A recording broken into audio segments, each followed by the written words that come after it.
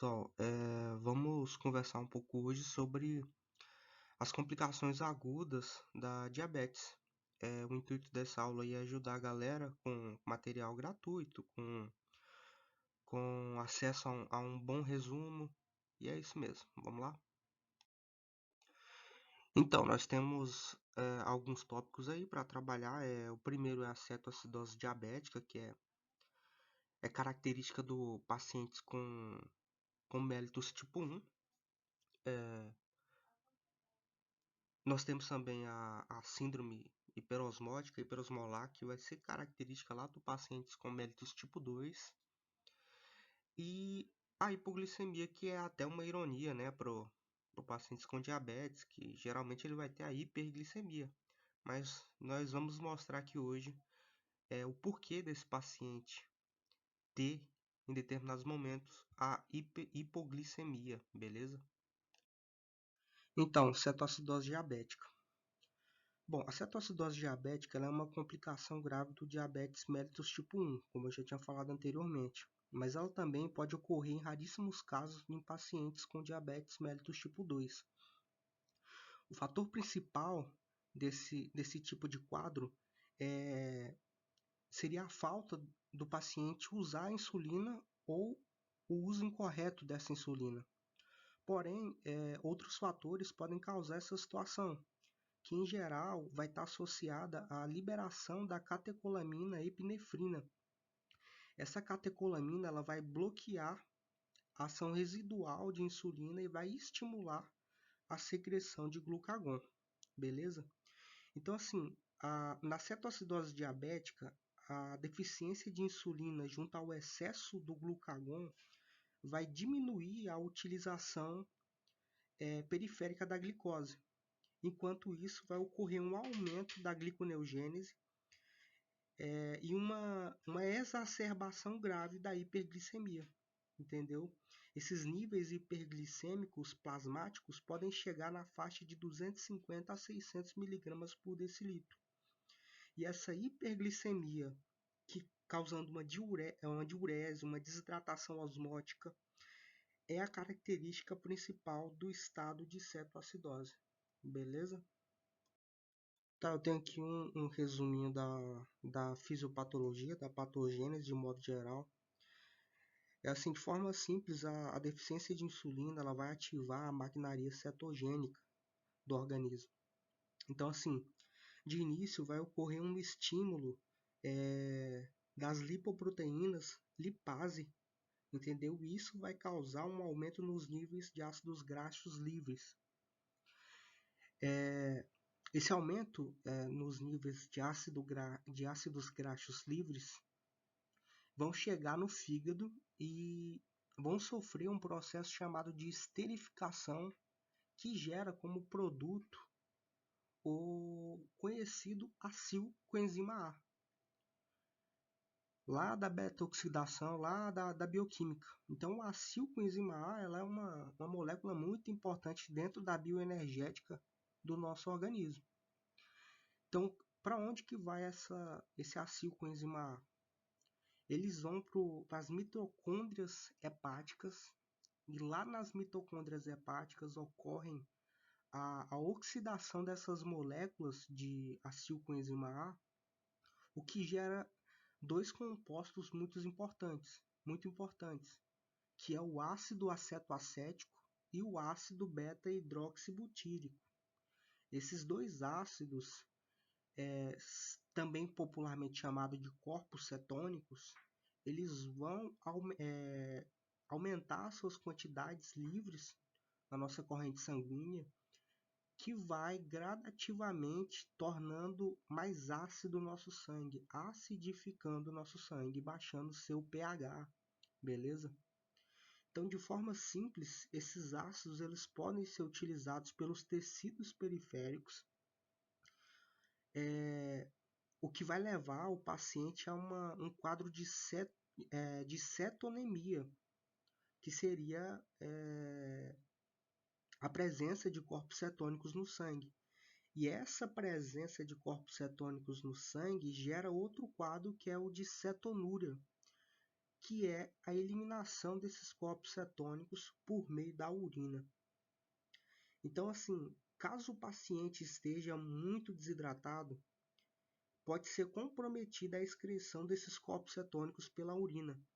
E o resultado disso vai ser uma cetoacidose metabólica sistêmica. Esse quadro é um quadro gravíssimo para o paciente chegar. Então, nessa situação, o organismo ele fica mais catabólico.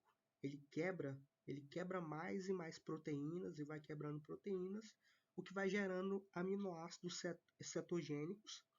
E esses aminoácidos cetogênicos, eles vão agravando ainda mais a situação, o quadro cetótico do paciente.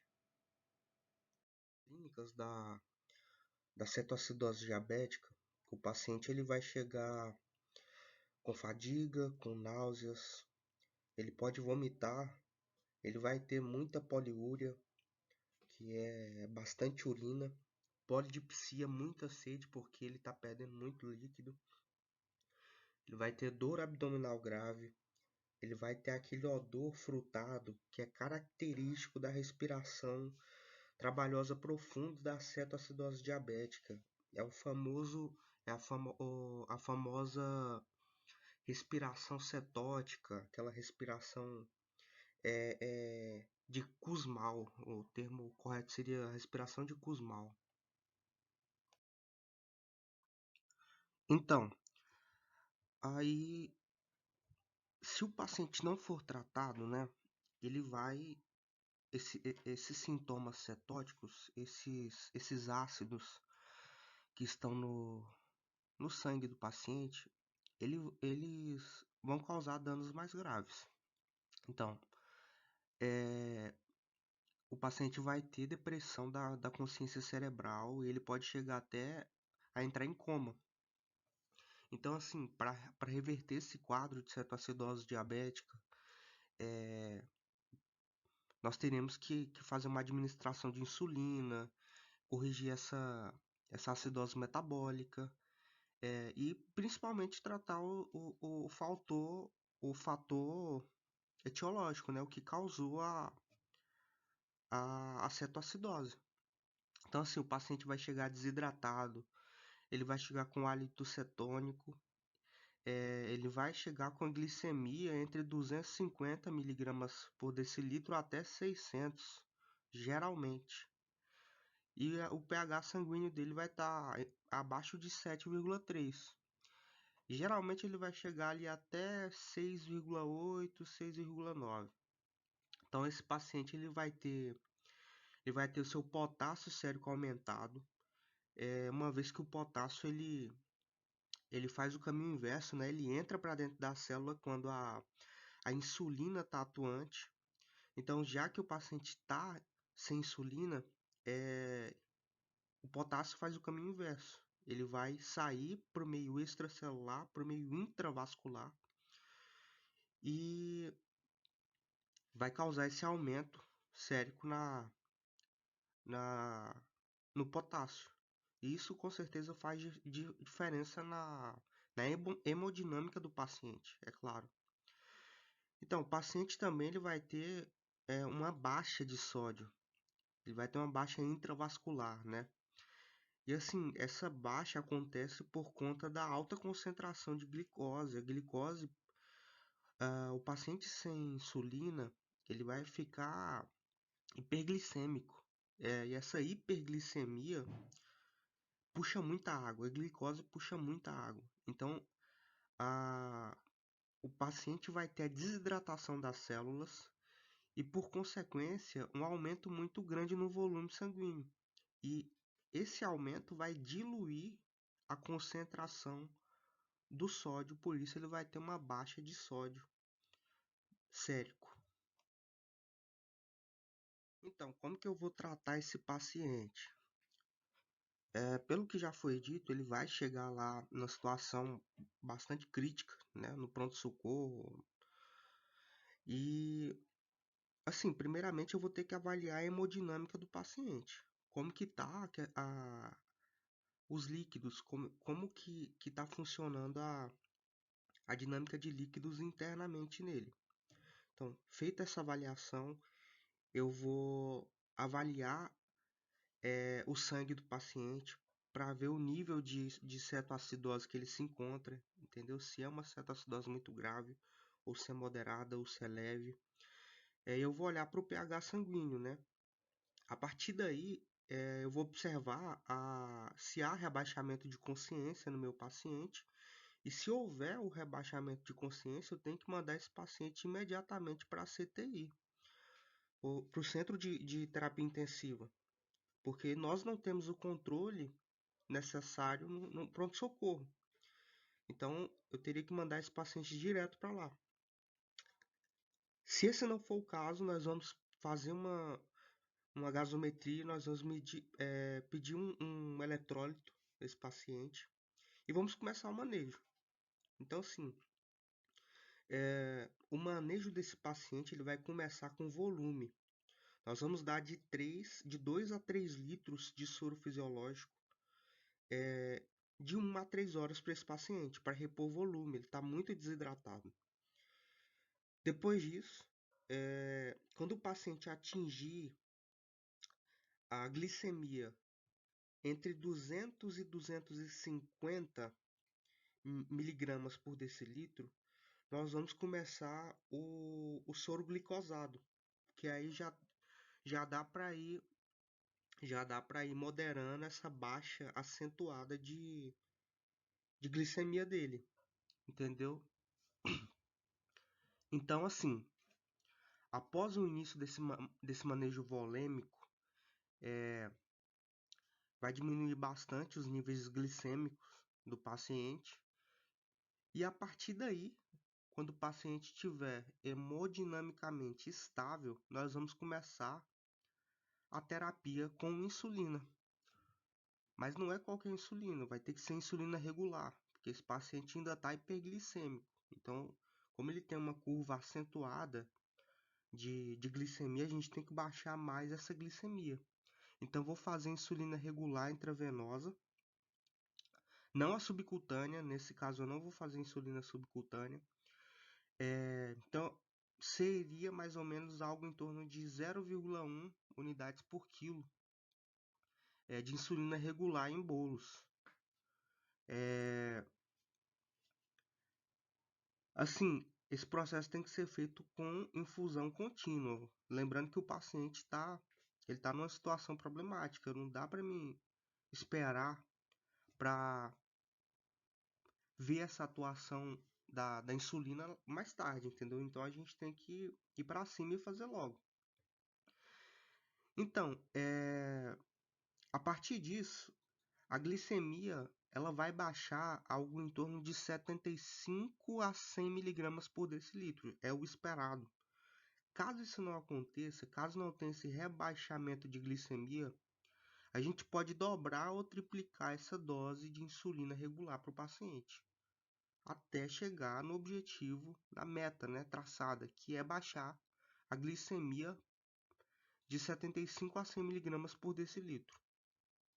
Então, assim, após esse manejo volêmico, após o manejo com insulina, e que a gente atingir uma certa estabilidade do paciente, é preciso buscar o fator que causou essa cetoacidose. Então, por exemplo, se a cetoacidose foi causada por um erro no uso da insulina, a gente vai ter que corrigir isso. Então, seria uma orientação ao paciente, uma orientação a quem faz a insulina no paciente. Mas pode ter sido outras causas. Por exemplo, pode ser uma causa infecciosa que desencadeou esse processo. Então, a gente tem que investigar e procurar a causa dessa etiologia, né? A causa da cetoacidose do paciente. Então, nós vamos fazer reposição de potássio.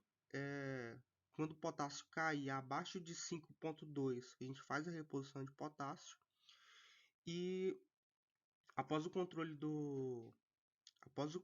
de tudo, da situação do paciente, quando ele começar a comer, aí eu posso chegar ao ponto de introduzir uma insulina NPH nele, que seria uma insulina mais lenta, né? Uma insulina gradativa. Só que eu não posso fazer uma abertura, simplesmente parar a insulina regular e começar a insulina NPH. Eu tenho que começar a NPH algo em torno de 2 a 3 horas antes de parar a insulina regular. Senão o paciente vai ter uma baixa de insulina e isso pode causar nele hipoglicemia.